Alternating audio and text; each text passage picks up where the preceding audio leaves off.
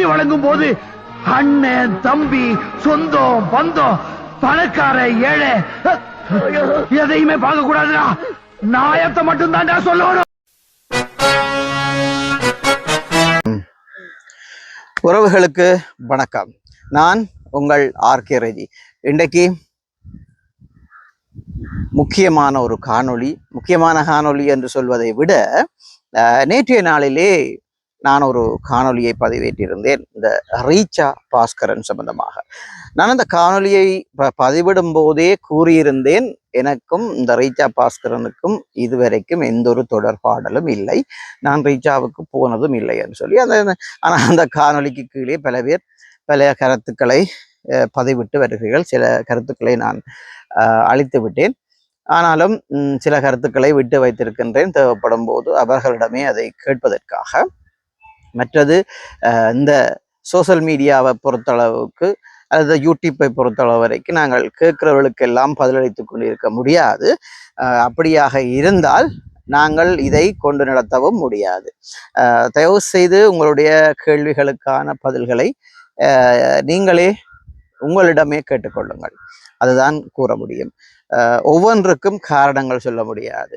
நீங்கள் யார், எவர், எங்கிருந்து கேட்கிறீர்கள் என்ற அடையாளத்தை உறுதிப்படுத்துங்கள், கட்டாயம் உங்களுக்கான பதிலை நான் உங்களை தொடர்பு கொண்டு கூறுவேன். நேற்றைய காணொலிகளுக்கு பிறகு கொஞ்சம் சலசலப்புகள் இருந்தன. புலம்பெயர் உறவுகள் என்னோட தொடர்பு கொண்டு கேட்டார்கள், அது ஏன் அப்படி போட்டீர்கள், இது ஏன் இப்படி போட்டீர்கள் என்று சொல்லி. அர்ஜுனாவை நீங்கள் அர்ஜுனாவினுடைய அணிதான் அதை குழப்பினது என்று கூறியிருந்தீர்கள் என்று சொல்லி வடிவாக அந்த காணொலியை பாருங்கள். என் அன்பு உறவுகளே, அர்ஜுனா ராமநாதனுடைய அணி குழப்பியதாக வதந்திகள் பரவி வருகின்றன என்ற கேள்விக்குறியை தான் நாங்கள் வைத்திருந்தேன். உங்களுக்கு இதில் பல பேர் இதிலே குளிர்காய பார்க்கிறீர்கள். உங்களுக்கு உங்களை எல்லாரையும் விட அர்ஜுனா ராமநாதனை பற்றி எனக்கு தெரியும். ஏனென்று சொன்னால் எல்லாருக்குமே தெரியும், நான் அர்ஜுனா ராமநாதனுடன் பயணித்தவன். எனக்கு அர்ஜுனா ஏன் சிரிக்கிறார், ஏன் அழுகிறார், ஏன் கோபமாக இருக்கிறார் என்றது எல்லாத்துக்கும் எனக்கு ரீசன் தெரியும். அவருடன் நிற்பவர்களுக்கு எப்படியோ தெரியாது, எனக்கு தெரியும். அர்ஜுனா அவனுடைய ஆழம் எனக்கு தெரியும், சரிதானே? ஆனால் நான் அர்ஜுனாவை விட்டு வந்தது எந்த ஒரு பிரச்சனைக்கு மத்தியிலும் இல்லை. நான் ஒரு ஊடகமாக என்னுடைய கனநாள் ஒரு கனவு, நான் ஊடக பணியை செய்ய வேண்டும் என்று சொல்லி அவனுடைய நான் ஒரு கட்சி சார்ந்து பயணித்தால் என்னுடைய அந்த ஊடக கனவு அது அந்த கட்சியோடையே நின்றுவிடும். ஆனபடியால் தான் நான் வெளியிலே வந்தேன். எனக்கும் அர்ஜுனா ராமநாதனுக்கும் எந்த விதமான ஒரு பிரச்சனையும் இல்லை. நான் அர்ஜுனா ராமநாதன் கோல் பண்ணி பேசும்போது எனக்கு சமீபத்திலே எனக்கு ஒரு முக்கியமான தேவை ஏற்பட்டது. அப்போது நான் பாராளுமன்ற உறுப்பினரை தொடர்பு கொண்டு கேட்டிருந்தேன், இப்படி ஒரு பிரச்சனை, உங்களால் அதை சரி செய்ய முடியுமான்னு சொல்லி. அவர் உடனே பதிலளித்தார், அது என்னால் முடியும், நான் வருகிறேன் என்று கூறியிருந்தார். ஒரு குறிப்பிட்ட நாளைக்குள் எனக்கு சொல்லாமல் இல்லாமல் இங்கே வந்து விட்டார். வந்து சட்டப்படி தன் கடமையை செய்திருந்தார். எங்களுக்கும் வெற்றியும் கிடைத்திருக்கிறது. அந்த வகையிலே இந்த நேரத்திலே நான் இன்னும் மருத்துவரை தொலைபேசியோடாக சந்திக்கவில்லை, நேரவும் சந்திக்கவில்லை. அதற்கு இந்த நேரத்திலே நான் அவருக்கு ஒரு பெரிய ஒரு நன்றியையும் இந்த நேரத்தில் தெரிவித்துக் கொள்கின்றேன். ஆனபடியாலே இந்த அர்ஜுனாவுக்கும் எங்களுக்கும் அந்த நுள்ளி விட்டுட்டு பார்க்கிறார்கள், இதில இருந்து தெளிவாக வைத்துக் கொள்ளுங்கள். எங்களுக்கும் அர்ஜுனாவுக்கும் எந்த விதமான பிரச்சனையும் இல்லை. ஏன் எந்த ஒரு அரசியல்வாதிக்கும் எங்களுக்கும் எந்த ஒரு தனிப்பட்ட ரீதியான ஒரு பிரச்சனையும் இல்லை, அதை நினைவில் கொள்ளுங்கள். அது கௌரவ பாராளுமன்ற உறுப்பினர் ஸ்ரீதரன் ஆக இருக்கட்டும், அல்லது கௌரவ முன்னாள் பாராளுமன்ற உறுப்பினர் சுமந்திரன் அவர்களாக இருக்கட்டும், நாடாளுமன்ற உறுப்பினர் கௌரவ பொன்னம்பலம் கஜேந்திரகுமாராக இருக்கட்டும், யாரோடையும் எங்களுக்கு தனிப்பட்ட பகை இல்லை. இதை தெளிவாக விளங்கிக் கொள்ளுங்கள். இந்த முடிஞ்சு விடுற வேலைகளை நிப்பாட்டுங்கள். அப்படியாக உங்களுக்கு முடிஞ்சு விடுற வேலைதான் செய்ய வேண்டும் என்று சொன்னால் நீங்கள் யார் என்று சொல்லிவிட்டு செய்யுங்கள், சரிதானே? உங்களுக்கெல்லாம் நாங்கள் பதிலளிக்க வேண்டிய அவசியம் இல்லை.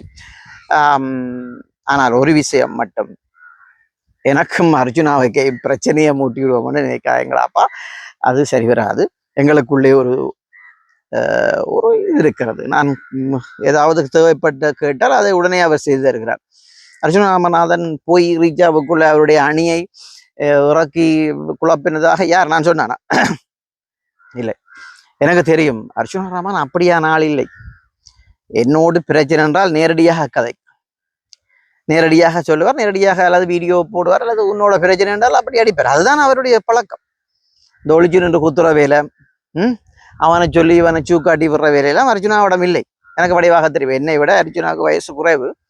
அவர் பாராளுமன்ற உறுப்பினராக இருக்கிறபடியாக கௌரவ பாராளுமன்ற உறுப்பினர் என்று அழைக்க வேண்டிய தேவை இருக்கிறது. அது அவருக்கு கொடுக்க வேண்டிய ஒரு மரியாதையாக இருக்கிறது. அந்த வகையிலே கௌரவ பாராளுமன்ற உறுப்பினர் அவர்கள் இப்படியான ஒரு கீழ்த்தரமான வேலையை செய்ய மாட்டார் என்பது எனக்கு ஆணித்தரமாக தெரியும். அப்புறம் இப்பயும் இதுக்கும் சொல்லுவியல் நீங்கள் என்ன அப்புறம் அர்ஜுனாவுக்கு சம்பதுக்குரியலா என்று சொல்லி நேற்று ஒருவர் கேட்டிருந்தார். இவர் முதல் மருத்துவருக்கு ஆதரவாக பேசியவர். அடே, இப்போ இந்த தாயகத்திலே, தமிழர் தாயகத்திலே இருக்கிறவர்கள், நீங்கள் எந்த ஒரு நபரை குறிப்பிடுங்கள், நான் பிறந்ததிலிருந்து இப்ப வரைக்கும் ஒரு கட்சியில் தான் பயணிக்கிறீர்கள், ஒருவரை கூறுங்கள்.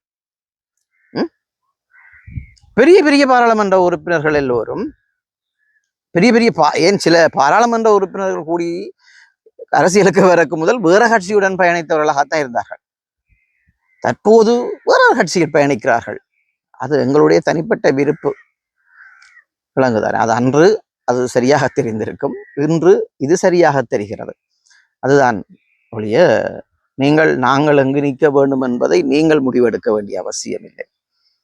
குறிப்பாக சொல்ல போனால் நாங்கள் எங்களுடைய பள்ளி பருவம் கூடி அப்படித்தான் அமைகிறது. நாங்கள் பாடசாலை போக வேண்டி வரும். அடுத்ததாக நாங்கள் 1ஆம் ஆண்டில் இருந்து 10ஆம் ஆண்டு வரைக்கும் இன்னொரு பாடசாலையில கற்க வேண்டி வரும். அங்காலே ஓலவெல்ல இலவெல் எழுதுறதுக்கு இன்னொரு பாடசாலையில் செல்ல வேண்டி வரும். ஒரே இடத்திலே இருந்து ஒரே இடத்திலே போகிறோமா? இல்லையே. சும்மா தேவையில்லாத பிரச்சனைகளை கொண்டு வராதீர்கள் என்றதோட எங்களுடைய அண்ணன் முல்லை சுகிர் நேற்று ஒரு காணொலியை விட்டிருந்தார். அதில் ரீச்சா பாஸ்கரன் அந்த அன்னாசி பழம் சாப்பிட்ட மாதிரியும், மற்றது இயக்கத்தினுடைய காசுகளை கொள்ளையடித்ததாகவும் கூறியிருந்தார். பெரிய பாரதூரமான குற்றச்சாட்டுகளை ரீச்சா பாஸ்கரன் மேல் வைத்திருந்தார். எனக்கு ரீச்சா பாஸ்கரன் மேல் ஒற்று விதமான தொடர்பும் இல்லை. நீங்கள் எங்கேயாச்சும் ஒரு நாள் ரீச்சா பாஸ்கரனுடன் நான் கதைத்தேன் அல்லது நான் போய் பார்த்தேன், அவரோட புகைப்படம் எடுத்துக்கணும்னு சொன்னால் நீங்கள் ஆதாரபூர்வமாக நிரூபித்தால் நீங்கள் சொல்லுவதை நான் செய்வேன். இந்த நிமிடம் வரைக்கும் நான் என்ன கேட்கிறேன் சொன்னால், விடுதலை புலிகளின் இந்த பணம் யாரிடம் இல்லை? புலம்பெயர் உறவுகளிடம் கேளுங்கள். இருக்கிற நீங்கள் எல்லோரும் கணக்கு காட்டினீர்களா? இல்லது இந்த வீடு விடுதலை புலிகளினுடைய காசில் தான் வேண்டினான் என்று கூறினீர்களா? மானங்கட்ட பிழைப்பு நடத்தி கொண்டிருக்கிறீர்கள் ஒரு சிலர். அந்த நேரம் விடுதலை புலிகள் உங்களை நம்பி எவ்வளவு விதமான சொத்துக்களை உங்களிடம் ஒப்படைத்திருந்தார்கள். இன்று வரைக்கும் நான் ஏன் திருப்பி கூறுகிறேன் என்று சொல்லி சொன்னால், பாவப்பட்ட ஜென்மங்களப்பா. இந்த போராட்ட காலத்திலே போராடி இன்று விழிப்புணர்ந்திருக்கின்ற போராளிகளை பாருங்கள், மாவீரர் குடும்பங்களை பாருங்கள். உங்களுடைய குடும்பம், உங்களுடைய குடும்பம், உங்களுடைய உறவுகள் மட்டும் அதை அனுபவித்துக் கொண்டிருக்கிறீர்கள். எங்களுக்கு தெரிந்தவர்கள் நிறைய பேர் இப்பையும் சுகபோக வாழ்க்கையை அனுபவித்து கொண்டிருக்கிறார்கள். நாங்கள் வாய் திறந்தோம் என்று சொல்லி சொன்னால் உங்களால வாழ முடியாது. நீங்கள் எல்லாம் நினைச்சு கொண்டிருக்கிறீர்கள் ஒருதருக்கும் ஒன்றும் தெரியாது, அல்லது நாங்கள் ஏதோ கடலை முட்டாய் வித்துக் கொண்டிருந்த நாங்கள் காலப்போக்கில் அந்த காலங்களில் கடலை முட்டாய் வித்துக் கொண்டிருந்த நாங்கள் என்று சொல்லி தெரிந்தவர்களுக்கு தெரியும் எங்களை பற்றி. தயவு செய்து ரீச்சா பாஸ்கரன் தான் விடுதலை புலிகளினுடைய காசை கொள்ளையடித்தவன், ரீச்சா பாஸ்கரன் தான் எல்லாத்தையும் செய்தவன் என்று சொல்லி கூறிக்கொண்டு வராதீர்கள். இல்லை, நான் தனியாக கேட்கிறேன். நான் நேற்றைய நாளிலே ஒரு காணொலியை விட்டிருந்தேன். ரீச்சா பாஸ்கரன் அரசியலுக்கு வருவதற்கு உங்களுக்கு என்ன பிரச்சனை என்று கேட்டிருந்தேன். எனக்கு ரீச்சா பாஸ்கரன் வரல. ரீச்சா பாஸ்கரன் மாதிரி இன்னும் ஒரு சுகிரண்ண வந்தால் கூடி நான் அதை ஆதரிப்பேன். எங்களுக்கு தேவை புதிய முகம், மாற்றங்கள் தான் எங்களுக்கு தேவை. அதைத்தான் நாங்கள் இன்றைய நாள் கூடி, நான் உண்மையிலே சொல்லுகிறேன், தற்போது இருக்கிற அரசாங்கத்துக்கு என்னுடைய 100% ஆதரவு இருக்கிறது. இன்னும் ஒரு தேர்தல் வருமாக இருந்தால் எனக்கு தெரிந்தவர்களை நான் ஏகேடிக்கு சப்போர்ட் பண்ணுங்கன்னு தான் சொல்லுவேன். அதில் மாற்ற கருத்து இல்லை. இது கடந்த காலங்களிலே எங்களாலே வாய் திறந்து கதைக்க முடியாத ஒரு நிலை இருந்தது. ஆனால் இப்போது நான் தமிழ விடுதலை புலிகள்னு சொல்லி இவ்வளவு தெம்பாக கதைக்கிறோம். அந்த அளவுக்கு எங்களுக்கு தமிழர்களுக்கு ஒரு சுதந்திரத்தை வழங்கி இருக்கிறார்கள். உங்களுக்கு என்ன தேவை? தனி நாடு தேவை? முடியாது. ஆனால் ஒரு ஒரு மனிதர்களாக எங்களை வாழ வைத்திருக்கிறார்கள். இதுக்கு முதல் இருந்த அரசாங்கங்கள் எங்களை என்ன செய்தார்கள்? நீங்கள் தொலைத்த இடத்தில் தேடுங்கள். இன்று செம்மணியில் நாங்கள் நின்று ஆர்ப்பாட்டம் செய்து கொண்டிருக்கின்றோம். இப்போ இருக்கின்றது ஏகேடி அரசாங்கம். ஆனா நாங்கள் கேட்கிறது, செம்மணியை கொண்டு வந்தது எந்த அரசாங்கம்? நாங்கள் எங்கேயோ துளைத்து விட்டு யாரையோ எங்கேயோ போய் தேடுகின்றோம். இந்த ஏகேடி அரசாங்கம் எங்களுக்கு, என்னை பொறுத்தவரை நான் தெளிவாக, நான் யாருக்கும் பயந்தவன் இல்லை. நேற்று யாரோ நான் பயந்தவன் இல்லை என்று போடும்போது சொன்னார், நேரே நான் பயப்படாத ஆள் என்று சொல்லி சொன்னால் நீரே அந்த காணொலியை அழித்தீர் என்று கேட்டார்கள். இனி நான் அர்ஜுனா ராமநாதன் ஸ்டைல்லே கதைக்க வேண்டி வரும். சரிதானே? உங்களுக்கு சொல்ல வேண்டிய அவசியம் இல்லை. திருப்பியும் சொல்லுகிறேன், நான் என்ன செய்ய வேணும் என்று சொல்றது முடிவெடுக்கிறது நான். அதை விட இன்னும் ஒரு பிரச்சனை உங்களுக்கு சொல்லுகிறேன். கேள்வி கேட்கிற என் உறவுகள், நீங்கள் யார் என்றதை மட்டும், நீங்கள் யார், நான் கதைக்கிறேன், நான் இந்த இடத்துல இருக்கிறேன் என்று சொல்லி இனத்தை காட்டிவிட்டு கேளுங்கள், கட்டாயம் பதிலளிப்பேன். தலைப்பில்லை, தகப்பன் பேர் இல்லை, உங்களுடைய பெயர் இல்லை, உங்களுக்கெல்லாம் பதில் சொல்ல வேண்டிய அவசியம். நேற்றைய நாள் கூடி எங்களுடைய மதிப்புக்குரிய மேன்மை தங்கிய ஜனாதிபதி அவர்கள் கூறியிருந்தார், எனக்கு இந்த நாட்டிலே, அதாவது இந்த உயிர்த்த ஞாயிறு தாக்குதலுக்கு பிறகு எனக்கு உயிர் அச்சுறுத்தல் இருக்கிறது. இந்த உயிர்த்த ஞாயிறுடைய விசாரணைகளை நான் மேற்கொண்டு வரும்போது எனக்கு இந்த நாட்டிலே உயிர் அச்சுறுத்தல் இருக்கிறது. அதற்கு எதிர்கேள்விகளை கேட்டு வருகிறீர்கள். உங்களுடைய நாட்டிலே இருக்கிற இந்த ஜனாதிபதிக்கே உயிர் அச்சுறுத்தல் சொல்லுகிறீர்கள், நாங்கள் எங்கே போவதுன்னு சொல்லி ஒரு சிலர் கேள்வி கேட்டுக்கொண்டிருக்கிறீர்கள். அது ஒரு நக்கலாக, நையாண்டிகளாக பதிவிட்டு வருகிறீர்கள். இன்று மரண தண்டனை என்றதெல்லாம் கொண்டு வந்திருக்கிறார்கள். இதுக்குள்ளே மல்கம் ரஞ்சித், பெரும் மதிப்புக்குரிய ஆயர், எங்களுடைய கொழும்பு மல்கம் ரஞ்சித் அவர்கள் கூறியிருக்கிறார், நான் ஒரு ஆயர் அல்லது எங்களுடைய திருச்சபை இந்த தூக்கு தண்டனையை ஏற்றுக்கொள்ளாது, ஆனால் நீங்கள் அவர்களுக்கு தண்டனையை வழங்குங்கள், தூக்கு தண்டனையை நாங்கள் அனுமதிக்க மாட்டோம் என்று சொல்லி எங்களுக்கு பெருமதிப்புக்குரிய மல்கம் ரஞ்சித் அவர்களிடமும் ஒரு கேள்வி. இது நாடு, இது ஒரு தனி இலங்கை அரசாங்கம். இந்த ஏகேடி அரசாங்கம் அவர்களுக்கு ஒரு தண்டனையைத்தான் வழங்கி இருக்கிறது, அவர்களுக்கு விருது வழங்கவில்லை. நீங்கள் சொன்னவுடன் அதை நிப்பாட்டுவதற்கு தயவு செய்து தண்டனையை, எந்த இடத்திலே தண்டனைகள் அதிகமாக இருக்கிறதோ அந்த இடத்திலே மிகவும் குற்றங்கள் அல்லது குற்ற செயல்கள், வன்முறைகள் குறையும். கடந்த நாட்களிலே நான் நினைக்கிறேன் இந்தியாவிலே நடந்த ஒரு சம்பவம், ஒரு பிள்ளையை, ஒரு பெண் பிள்ளையை எத்தனையோ பேர் சேர்ந்து கெடுத்தார்கள், பாலியல் வன்புணர்வு செய்தார்கள். அவர்களுக்கு நடு ரோட்டிலே அடித்து காவல்துறையினர் கூட்டிக் கொண்டு போய் அவர்களுக்கு மரண தண்டனை வழங்கியிருந்தார்கள். நேற்றைய நாளிலுமே நான் ஒரு காணொலியை பார்வையிட்டு இருந்தேன். நான் நினைக்கிறேன் அவர்கள் இஸ்லாம் மதத்தை சேர்ந்தவர்கள் என்று நினைக்கிறேன். ஒரு பிள்ளையை அவர் கள்ளக்காதலனுடன் சேர்ந்து அந்த பிள்ளையை அடித்து துன்புறுத்தி ஒரு ஆட்டோவிலே கொண்டு போய் இடையிலே இறக்கி விட்டு சென்றிருக்கின்றார். ஆனால் இன்று எங்களுடைய காவல்துறையினர் அதை உடனடியாக விரைந்து அந்த நடவடிக்கை எடுத்து அவர்களை கைது செய்ததாக நாங்கள் செய்தித்தளங்கள் ஊடாக காண முடிகிறது. தற்போது தமிழர் தாயகத்திலேயும் நிறைய போத வஸ்துகள் இல்லாமல் ஆக்கப்பட்டிருக்கிறது. அன்றைய நாளில் நான் ஏதோ ஒரு பத்திரிகையில அல்லது ஒரு முகநூலிலேயே நான் பார்த்திருந்தேன், இந்த சிறையிலே நடக்கிற கலவரங்களுக்குரிய காரணம் என்ன என்ற கேள்விக்கு ஒருவர் பதிலளித்திருக்கின்றார். தற்போதைய அரசாங்கம் இந்த போதை வஸ்துக்களை மிகவும் இறுக்கி இருக்கிறது. இறுக்கினதுக்கு பிறகு சிறைச்சாலைகளுக்கு செல்லுகின்ற சப்ளைகள், செல்லுகின்ற போதை வஸ்துகள் எல்லாமே மிகவும் இறுக்கமாக குறைந்து விட்டன. அதற்கு பிறகுதான் அவர்களாலே அதை பாவிக்க முடியாமல் இருக்கிற காரணத்தாலே தான் இந்த கலவரங்களை முன்னெடுக்கிறார்கள் என்றொரு செய்தியை நான் படித்திருந்தேன். அது எவ்வளவுக்கு உண்மை என்பது எனக்கு தெரியாது, ஆனால் நான் பார்வையிட்டிருந்தேன். சுகிரண்ண சொன்னதற்கு இந்த விடுதலை புலிகளுடைய காசுகளை உங்கள் வசப்படுத்தி வைத்திருக்கின்ற அந்த உறவுகள் இங்கே இருக்கின்ற மாவீரர் குடும்பங்களுக்கு வழங்குங்கள், அவர்களுக்கு உதவி செய்யுங்கள், வீடு இல்லாதவர்களுக்கு வீடு வழங்குங்கள், தொழிலற்றவர்களுக்கு தொழிலை வழங்குங்கள், அதைவிட விழுப்புண்ணடைந்திருந்த கால் இல்லாத கையில்லாத போராளிகளை உண்மையாக அவர்கள் போராட்டத்தில் ஈடுபட்டிருந்தால் அல்லது யுத்தத்தால் உண்மையாக பாதிக்கப்பட்டிருந்தால் அவர்களுக்கு உதவி செய்யுங்கள். அதுக்காக அர்ஜுனா வரக்கூடாது, ரீச்சா பாஸ்கரன் வரக்கூடாது என்ற கேள்விகளை எல்லாத்தையும் விட்டுவிட்டு நீங்கள் சரியாக செயல்படுங்கள். உங்களை நம்பித்தான். நான் நினைக்கிறேன் 2008ஆம் ஆண்டு கூறியிருக்கின்றார், அந்த இதை நான் புலம்பெயர் மக்களிடம் ஒப்படைக்கிறேன் சொல்லி. அந்த அவருடைய நம்பிக்கைக்கு நீங்கள் செய்தது என்ன, செய்து கொண்டிருக்கிறது என்ன? அன்று கையசைத்து சென்றவர்கள் உங்களை நம்பித்தான் சென்றார்கள். என்னுடைய உறவுகளை, என்னுடைய தாய் தந்தையர்களை உங்களிடம் நம்பி விட்டுட்டுத்தான் சென்றார்கள். உங்களை நம்பித்தான் கையசைத்து சென்றார்கள். அதை மனதில் வைத்துக் கொள்ளுங்கள். அவருடைய குடும்பங்களுக்கு ஒரு பிச்சை போடுங்கள். இன்று நான் ஒரு ஒரு ஒரு ஒரு நான் நினைக்கிறேன் ஒரு 8 நாள் அல்லது 9 நாட்கள் வரும் எனக்கு ஒரு தொலைபேசி ஒரு அழைப்பு ஒன்று வந்தது. அந்த தொலைபேசி அழைப்பிலே எதிர்பக்கத்திலே ஒரு வயோதிப அம்மாவின் குரல் கேட்டிருந்தது. தம்பி, நான் இன்ன பெயருடைய மாவீரருடைய அம்மா கதைக்கிறேன்.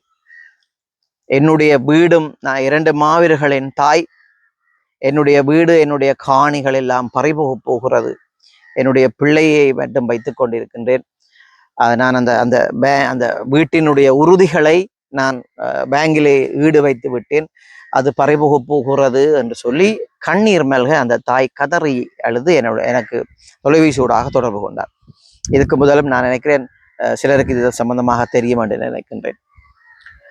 அப்படியாக இன்று நான் ஒன்றை கூறுகின்றேன். இன்று அந்த எங்களுக்காக வீரச்சாவடைந்த மாவீரர்கள் இருந்திருந்தால், போராட்டத்துக்கு போகாம இருந்திருந்தால், எங்களை மாதிரியாக வந்து குடும்பத்தை பார்த்திருப்பார்கள். எங்களோட சேர்ந்து இன்னைக்கு உழைத்து தாங்களும் வெளிநாட்டுக்கு போயிருப்பார்கள். சுகமுக வாழ்க்கையை அனுபவித்திருப்பார்கள். கையசைத்து சென்றவர்கள் அவர்கள். யாருக்காக சென்றார்கள்? அதே ஆட்சி நாங்கள் சரி செய்ய வேண்டும். இந்த காசு அவன் அடிச்சான், இது இப்ப நான் சொல்லுகிறது ரீச்சா பாஸ்கருக்கும் சேர்த்துத்தான் சொல்லுகின்றேன். எங்களுடைய மாவீரர் குடும்பங்களை பாருங்கள், விழுப்புணர்வு இந்த போராளிகளை பாருங்கள். எல்லாத்தையும் விட்டு நீங்கள் சும்மா அவன் அப்படி செய்யறான், இவன் இப்படி செய்யறான். இப்ப நான் சொல்றேன்னா, இப்ப சுகரன் நேற்று ஒரு கேள்வி கேட்கிறேன்னு சொன்னா, இன்னைக்கு ரீச்சா பாஸ்கரன் களவெடுக்கிறானோ, களவெடுத்தானோ, அல்ல களவெடுக்க போறானோ, அல்ல இயக்கத்தின் காசோ ஆற்ற காசோன்றது தெரியாது. ஆனால் அவன் அவர்களும் பரவாயில்லை போல இருக்கு. இப்ப 1000 பேருக்கு வேலை கொடுத்து அவன் ஏதோ செய்து கொண்டிருக்கான் தானே. 1000 பேர்ட்ட குடும்பம் அதுல இருக்குத்தானே, நன்மையை பெறுகுதார். இதுல ஒரு முக்கியமான விடயத்தை ஒன்று உங்களுக்கு சொல்லட்டா. எனக்கு நேற்று இரவு ஒருவர் ஒரு அரசியல் கணக்கை படிப்பித்தார். என்ன கணக்கு? ஒரு அரசியல் கணக்கை படிப்பித்தார். அது எப்படியாக இருந்தால் இது விளங்குறவர்களுக்கு விளங்கும் என்று நான் நினைக்கிறேன். தம்பி, உங்களுக்கு தெரியாது, ரீச்சா பாஸ்கரனுடைய பிளான் பெரிய பிளான். சொல்லுங்க என்னென்னு கேட்போம்னு சொன்னோம். என்னென்னு சொன்னால், வர இருக்கின்ற இந்த வடமாகாண சபை தேர்தலிலே ரீச்சா பாஸ்கரன் கட்டாயம் இறங்குவார். அதாக அது யாரோட சேர்த்து இன்னும் ஒரு நபரோடு, அவரும் ஒரு ரீச் மேன், அவரோட சேர்த்து அவருடைய பேரையும் குறிப்பிடுதான். இந்த இடத்துல அவருடைய பேரை குறிப்பிடுவது நான் சரியில்லை என்று நான் நினைக்கிறேன். அவரிடம் அதை அனுமதி எடுக்க வேண்டும். அவரோடு சேர்த்து உங்களுக்கு தெரியும், கால நாளடைவிலே நான் அவருடைய காணொலிகளையும் பதிவிட்டிருந்தேன். ஒரு வயசானவர், அவரையும் சேர்த்து கேட்டிருந்தார். இவர் 2 பேரும் தான் அந்த பிளானை போட்டார்கள். ஆனால் கட்டாயம் பெறப்போகிறார்கள். அந்த பிளான் என்னன்னு சொன்னால், அவருடைய கணக்கு, அரசியல் கணக்கு என்னன்னு சொன்னால், 1000 குடும்பங்கள், 1000 பேர் இந்த இடத்துல வேலை செய்கிறார்கள் என்று வைப்போம். அப்ப ரீச்சா பாஸ்கரன் பரமாசாமனைக்கு வந்தால் 1000 ஓட்டு கன்ஃபார்ம், சரிதானே? ஆனால் 1000 பேருடைய அந்த குடும்பத்தார்களும் கட்டசி ஒரு 2000 ஓட்ஸ் ஆச்சு கன்ஃபார்ம். இதுக்குள்ள ரீச்சா பாஸ்கரன் என்ன செய்ய போகிறார் என்று சொன்னால், அதாவது இப்ப இந்த நான் நினைக்கிறேன் இந்த வடமாகாண சபை தேர்தல் வந்ததுக்கு அப்புறம் ஒரு இன்க்ரிமெண்ட்டை கொடுக்க போறேன். ஒரு 5000 ரூபாயை சம்பளத்தை கூட்டி கொடுக்க போறேன், ப்ரமோஷனை கொடுக்க போறேன். இந்த நீ உன்னுடைய ஏரியாவில் இருக்கிறாக்களுக்காக வேலை செய். அப்ப இதுல இருக்கிற இந்த 1000ல் 750 பேர் தம்பி இறங்கி 2 வேலை செய்வாங்க ரீச்சா பாஸ்கரனுக்காக. அப்ப கட்டாயம் ரீச்சா பாஸ்கரன் பாரத்துக்கு சான்ஸ் இருக்கு தம்பி. இதுதான் அவனுடைய பெரிய மாஸ்டர் பிளான். அப்ப போறான்னு சொன்னேன். எனக்கு விளங்க இல்லை இது. நீங்கள் ஏன் ரீஜா பாஸ்கரை எதிர்க்கிறீர்கள்? ஏன் நீங்கள் அர்ஜுனாவை எதிர்க்கிறீர்கள்? அர்ஜுனா அல்லது ரீஜா பாஸ்கரன், நான் என்ன சொல்றேன்டால், இப்ப அர்ஜுனா மாதிரி இன்னும் ஒரு வேகமுள்ளவர் வந்தா நான் அவரையும் ஆதரிப்பேன். இன்றைக்கு நான் ஏகேடிய நான் என்ன சொன்னேன், எங்களுடைய மேன்மை தங்கி ஜனாதிபதிக்குரிய ஆதரவு நான் கொடுப்பேன்னு சொன்னதுக்கு என்ன ஒரு வேகம். எந்த ஃபைலையும் பெண்டிங்ல போடணும்ன்ற அவசியம் அங்க இல்லை. அதெல்லாம் பெண்டிங்ல வை, அதை பிரபாபம் என்று சொன்ன இது இல்லை. நான் நிறைய கேள்விப்பட்டிருக்கேன், அவரை பற்றி படிச்சிருக்கிறேன். இந்த எங்களுடைய மேன்மை தங்கிய ஜனாதிபதி அனுர குமார திசநாயக்கா அவர்களுடைய ஆட்சி காலத்திலே நாங்கள் சரியாக நடந்தால், நாங்கள் சரியாக கேட்டால் எங்களுக்கு கிடைக்க இருக்கிறது எதுவோ அது கிடைக்கும். அதை விட்டு நீங்கள் முள்ளமாரித்தனமான வேலைகளில் ஈடுபடாமல், எங்களுக்குள்ள திருப்பியும் அடிபடாமல், உங்களுக்குள்ள ஒரு ஒற்றுமை இல்லா தன்மையை வெளியில கொண்டு வராமல் நீங்கள் பாருங்கள், விளங்குது. முக்கியமாக நான் நேற்று ஒரு முக்கியமான ஒரு கேள்வி வைத்தேன். அதே உங்களுக்கு இந்த போராளிகள் அரசியலுக்கு வாரத்துக்குள்ள உங்களுக்கு என்ன பிரச்சனையப்பா? அது இப்ப எனக்கு நேற்று இந்த கதைச்சவர் சொன்னார், இன்னும் ஒரு போராளிகள் சொல்லி என்ன ஒரு டீம் வந்து அங்க இங்க வாதரவத்தையில வச்சு ஒரு மீட்டிங் போட்டதாமா அப்படி இல்லை. நாங்க கேட்கிறோம், அவங்க வந்தா உங்களுக்கு என்ன பிரச்சனை? ஏன் பயப்படுறீர்கள்? உங்களுக்கு ஏன் இந்த அரசியல் பயம் வருகிறது? அவர் கணக்கு கூறியிருக்கிறார். அப்படியெல்லாம் நீங்கள் பயப்பட வேண்டிய அவசியம் இல்லை. மக்கள் போராளிகளை நம்ப வேண்டும். போராளிகள் மக்களுக்கு நம்பிக்கைக்குரிய மாதிரி நடக்க வேண்டும். இந்த புலம்பெயர் தேசத்தில் இருக்கின்ற இந்த இயக்கத்தினுடைய காசுகளை எல்லாம் வைத்து சுகபோக வாழ்க்கை அனுபவிக்கிற என்னுடைய இந்த பெருந்தன்மையான உறவுகளுக்கு நாங்கள் இதைத்தான் கோரிக்கொண்டிருக்கிறோம். நீங்கள் யாருக்கப்பா என்ன செய்கிறீர்கள்? இந்த இயக்கத்தை காசு வச்சு கொண்டிருக்கிறோம்னு சொல்லி கொண்டிருக்கிற ஆக்கள் இருக்கிறது கொஞ்சம் பேர். அவையில் யாரை கூப்பிட்டு கௌரவிக்கிறேன் தெரியுமோ? இந்த பாராளுமன்ற உறுப்பினரை கூப்பிட்டு அங்க வச்சு கௌரவிக்கிறேன். அன்னைக்கு இதே நான் குறிப்பிட்டிருந்தேன், உங்களுக்கு தெரிஞ்சிருக்க மாட்டேன்னு நினைக்கிறேன். அந்த ஒரு விழாவிலே ரீச்சா பாஸ்கரனுக்கு சிவப்பு கம்பள மரியாதை வழங்கப்பட்டிருந்தது. ஆனால் ஒரு முன்னாள் போராளி, அவருக்கு காலையிலாது கிளச்சஸோட நிற்கிறார், அவரை தரையிலே விட்டு இருக்கிறார்கள். அடே, நான் கேட்கிறேன் என்னென்றால், இந்த நாட்டுக்காக கந்தகத்தை நெஞ்சில சுமந்தவர்கள் தெருவிலையும் இந்த நாட்டை வித்து வேற பிழைப்பு வச்சு காசு எல்லாம் உங்களோட சுகபோக வாழ்க்கைக்கு பயன்படுத்துற உங்களுக்கு சிவப்பு கம்பள வரவேற்பா? அப்படி ஒரு மனச்சாட்சி இல்லை உங்களுக்கு? அடே, நீங்களே தமிழனை மதிக்கிறீங்கள் இல்லை, நீங்களே தமிழனுக்குரிய சரியான தீர்வை கொடுக்குறீர்கள் இல்லை, புரியண்டா அவனை போய்கின்றீர்கள் நீங்கள். சிங்களவனங்களுக்கு தெரியல, சிங்களவனங்களுக்கு இனவாத அரசாங்கம், வினவாதிகள், எங்களுக்கு அவன் அப்படி செய்தவன் இப்படி செய்தவன். நீங்கள் முதல் சரியாக இருங்கடா. இன்றைக்கு நான் காலையிலே ஒரு காணொலி என்று பார்த்தேன். இந்த கிளிநொச்சியில நடக்கிற பிரச்சனை, நிறைய பிரச்சனை நடந்து கொண்டிருக்கு. அங்க இருக்கிறவருக்கு நீ அவர் சொல்றதும், அங்க இருக்கின்ற பாராளுமன்ற உறுப்பினர் ஒருவர் என்ன சொல்றாரோ அதைத்தான் நீ செய்ய வேணும். நீ அங்க அப்படி செய்ய இல்லைன்றால் அவர் எப்படியும் அவரை வேற இடத்துக்கு மாத்துறதா, அல்லது அவர் கீழே கொண்டு போய் போறதா, அவருக்கு வேலை இல்லாம ஆக்குறதா பெரிய ஒரு வேலை இல்லை. அவருக்கு அது நடக்கும், காலப்போக்கில் நடந்திருக்கு. அது முதல் அரசாங்கத்தை திருந்த மாட்டீங்க. அப்ப உதுகள் எல்லாத்தையும் விட்டு மக்களுக்கான அரசியலை செய்யுங்கள். சரிதானே? திரும்பியும் சொல்றேன், துளைந்த இடத்தில் அல்லது துளைத்த இடத்தில் தேடுங்கள். முக்கியமாக சொல்லுகிறேன், புதிய முகங்கள் அரசியலுக்கு வர சொல்லுகிறேன். அர்ஜுனாவுக்கு ஏன் இவ்வளவு பயம்? ஏன் அர்ஜுனாவை கண்டா எல்லாரும் ஊரியல்? அப்ப என்னிடம் ஒருத்தர் கேட்டார்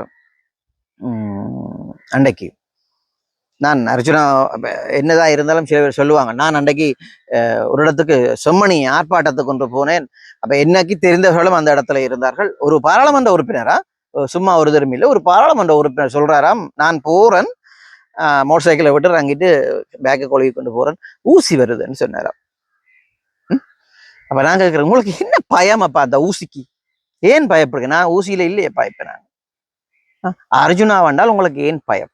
அப்ப என்னிடம் ஒருவர் கேட்டார், அன்னைக்கு இந்த அர்ஜுனாண்டவன் இப்படிதான் கேட்டவரா, இந்த அர்ஜுனாண்டவன் அந்த பாவம் அந்த என்ன பேர் அவருக்கு குமார் பொன்னம்பலம், கயேந்திரகுமார் பொன்னம்பலத்துக்கு தூக்கி அடிப்பேன் சொன்னவன். ஏன் அன்றைக்கு எங்களுடைய கௌரவ அமைச்சர் சந்திரசேகரன் அவர்கள் போய் கையை தட்டும் போது பேயாம இருந்தார்? என்னதற்காக? அவங்கள அரசாங்கம் அதுக்கு பயம் அர்ஜுனான்னு. அப்ப உங்களுடைய மனம் எங்கே எல்லாம் போகிறது? அங்க தொட்டு இங்க தொட்டு பிறகு அர்ஜுனாவுக்கும் சந்திரசேகரன் அமைச்சர் அவர்களுக்கும் ஏதாச்சும் கிண்டி விட்டு விளையாட. நான் அன்றைக்கே சொல்லியிருந்தேன், அந்த அவர் ஒரு மென்மையானவர், அந்த எங்களுடைய கௌரவ கடத்தொழில் அமைச்சர் ஒரு மென்மையானவர். இந்த சண்டித்தன அரசியலுக்கெல்லாம் அவர் போக மாட்டார். அதை நான் அன்றைக்கு தெளிவாக சொல்லியிருந்தேன். தயவு செய்து இதைத்தான் நாங்கள் உங்களுக்கு சொல்றோம். அர்ஜுனாவை அவர் இருக்கட்டும், அவர் அந்த பாராளுமன்ற இன்னும் அவர் சொல்லிக் கொண்டிருக்கிறார், பாராளுமன்ற உறுப்பினராக என்ன கொஞ்ச நாள் தானே இருப்பேன், அவருக்கு எனக்கு நிதி உதவி தேவை என்று. அதை நிதி உதவி தேவை என்று சொல்லி கேட்டாலும் நீங்கள் அந்த அளவுக்கு அடிக்கிறீங்க. ஏன் அர்ஜுனா, என்னுடைய கேள்வி, ஏன் அர்ஜுனா வடமாகாண சபைக்கு வரக்கூடாது? ஏன் கந்தையா பாஸ்கரன் வடமாகாண சபைக்கு வரக்கூடாது? உங்களுடைய அர்ஜுனா ராமநாதனுடைய தனிப்பட்ட வாழ்க்கை ஒரு புறம் இருக்கட்டும், அல்லது கந்தையா பாஸ்கரனுடைய தனிப்பட்ட வாழ்க்கை ஒரு பக்கம் இருக்கட்டும், அரசியலுக்குன்னு சொல்லி வந்தால் அவர்கள் ஏன் வடமாகாண சபைக்கு வரக்கூடாது? நாங்கள் இதுக்கு முதல் இருந்த எங்களுடைய ஓய்வு பெற்ற நீதியரசர் கௌரவ விக்னேஸ்வரன் ஐயா அவர்களும் வடமாகாண சபை முதலமைச்சராக இருந்தார். யார் கொண்டு வந்தது? நாங்கள் தானே கொண்டு வந்தோம். ஆனா அவருடைய பின்புலங்களை எடுத்து பாருங்கள். அப்ப அவருடைய பின்புலம் சிங்கள மக்களோடு ஒரு மக்களை சம்பந்தம் எடுத்திருக்கிறார், சிங்கள மக்களோடு சேர்ந்து இருக்கிறார். அவரை நாங்கள் முதலமைச்சர் ஆக்கவில்லையா? அப்போது எல்லாருமே நீங்கள் எங்க போனீங்கள்? இப்ப நீங்கள் சும்மா ஒரு அர்ஜுனாவையும் கந்தையா பாஸ்கரையும் போட்டு அடிக்கிறீங்க. உங்களுக்கு எல்லாருக்குமே தெரியும், அர்ஜுனா வந்தால் உங்களோட பிறப்புகள் விடுதட்டையும் அவியாது. ஒன்றை நான் உங்களுக்கு வடிவா தெளிவாக சொல்றேன். அர்ஜுனாவுடைய பலம் என்ன, அர்ஜுனாவுடைய பலையினம் என்ன என்றது எங்களுடைய மக்களுக்கு வடிவாக தெரியும். மக்கள் விரும்பினால் நீங்கள் யாரும் ஒன்றும் பண்ண முடியாது. சரிதானே? அர்ஜுனா வடமாகாண சபை தேர்தலிலே நிற்க வேண்டும், கட்டாயம் நிற்க வேண்டும். பாஸ்கரனும் நிற்க வேண்டும். அவர் விரும்பினால் அவர் நிற்கிறார். இதுதான் நான் இன்றைய உங்களுக்கு சொல்லுகின்றேன். இந்த சுகிரண்ணையுடைய இந்த வீடியோவுக்கு தான் இந்த பதில். முடிந்தால் சுகிரண்ணை முடிந்தால் நீங்கள் இந்த புலம்பெயர் மாஃபியாக்கள் கனவேறு இருக்கிற, அதாவது விடுதலை புலிகளுடைய பணத்தில் சுகபோக வாழ்க்கையை அனுபவித்துக் கொண்டிருக்கிறார்கள், அவரை இனங்காணுங்கள். அவர்களை இனங்கண்டு எங்களுடைய இந்த இங்கே இருக்கின்ற பாவப்பட்ட ஜென்மங்களுக்கு உங்களால் முடிந்தால் அந்த உதவியலை செய்யுங்கள். அது அப்படி செய்தால் உங்களுடைய பரம்பரை தலைத்தோங்கும். அது என்னுடைய தனிப்பட்ட கருத்து. அதை விட்டு குட்டையை குழப்பி மீன் பிடிக்கலாம் என்று யாரும் நினைக்காதீர்கள். நீங்கள் என்ன செய்கிறீர்கள் என்றெல்லாம் எங்களுக்கு தெரியும். ஆனால் இந்த கொஞ்ச அரசியல்வாதிகள் இருக்கிற ஐயா பெரியவர்களே, இந்த போராளிகளை ஓரங்கட்ட போகிறோம் அல்லது இந்த போராளிகளை நாங்கள் கொண்டு வர விடமாட்டோம் என்றதெல்லாம் நீங்கள் அந்த அரசாங்கத்தோட, உங்களுக்கு தெரிஞ்ச அரசாங்கத்தோட வைத்திருங்கள். இந்த அரசாங்கம், இந்த ஏகேடி அரசாங்கமும் ஒரு எங்களை மாதிரி, அதாவது ஒரு விடுதலை ஒரு போராட்ட இயக்கமாக இருந்தது. இந்த விடுதலை போராட்டம் என்றால் என்ன என்று அவர்களுக்கு அந்த வலி அறிந்தவர்கள்.